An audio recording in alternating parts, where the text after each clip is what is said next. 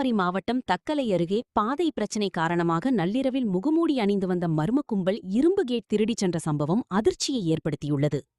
கன்னியாகுமரி மாவட்டம் தக்கலை அருகே பாதை பிரச்சினை காரணமாக இருந்து வந்த முன்விரோதத்தில் நள்ளிரவில் முகமூடி அணிந்த மர்ம கும்பல் இரும்பு கேட் திருடிச் சென்ற சம்பவம் பெரும் பரபரப்பை ஏற்படுத்திய நிலையில் தற்போது இதுகுறித்து பாதிக்கப்பட்ட நபர் மாவட்ட காவல் கண்காணிப்பாளர் அலுவலகத்தில் புகார் அளித்துள்ளார்.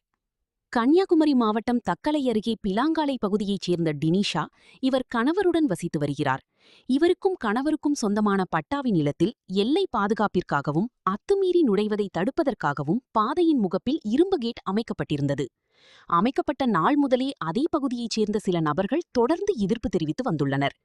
இந்நிலையில் நேற்று நள்ளிரவு சுமார் 8 பேர் கொண்ட மர்ம கும்பல் முகமூடி அணிந்து கொண்டு அங்கு பொருத்தப்பட்டுள்ள சிசிடிவி கேமராவை சேதப்படுத்தியதோடு டினிஷாவிற்கு சொந்தமான நிலத்தில் அமைக்கப்பட்டிருந்த இரும்பு கேட் முழுவதையும் திருடிச் சென்றுள்ளனர். அதிகாலை இதைக் கண்டு அதிர்ச்சியடைந்த டினிஷா இதுகுறித்து உடனடியாக அருகிலுள்ள காவல் நிலையத்தில் புகார் அளித்தார். மேலும் திருட்டு சம்பவம் குறித்து பதிவான சிசிடிவி காட்சிகளை காவல்துறையிடம் கொடுத்தும் இதுவரை உரிய நடவடிக்கை எடுக்கப்படவில்லை என கூறப்படுகிறது. இதைத் தொடர்ந்து டினிஷா நள்ளிரவில் முகமூடி அணிந்து கொண்டு திருட்டு சம்பவத்தில் ஈடுபட்ட நபர்களை உடனடியாக கண்டுபிடித்து உரிய நடவடிக்கை எடுக்கப்பட வேண்டும் என மாவட்ட காவல் கண்காணிப்பாளர் அலுவலகத்தில் புகார் மனு அளித்தார். பேரு தினிஷா. என் ஊர் வந்து பிளாங்காலை. ஆக்சுவலி ஒரு எங்க வீட்டோட பாதைன்னா எங்களோட மனையில இருக்க வீட்டுல நாங்க வந்து ஒரு கேட் போட்டிருந்தோம். சரியா, அந்த கேட்டை வந்து ஒரு நைட்டு ஒரு 12:45-47 அந்த டைம்ல வந்து ஒரு 8 பேர் சேர்ந்த கும்பல்.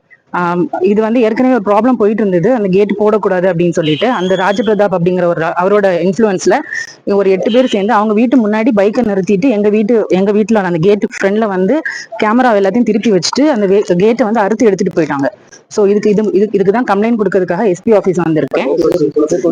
ஃபர்ஸ்ட் வந்து தக்கலை ஸ்டேஷன்ல நாங்க கொடுத்தோம். அவங்க எந்த ஆக்ஷனும் அந்த அளவுக்கு எடுக்கல.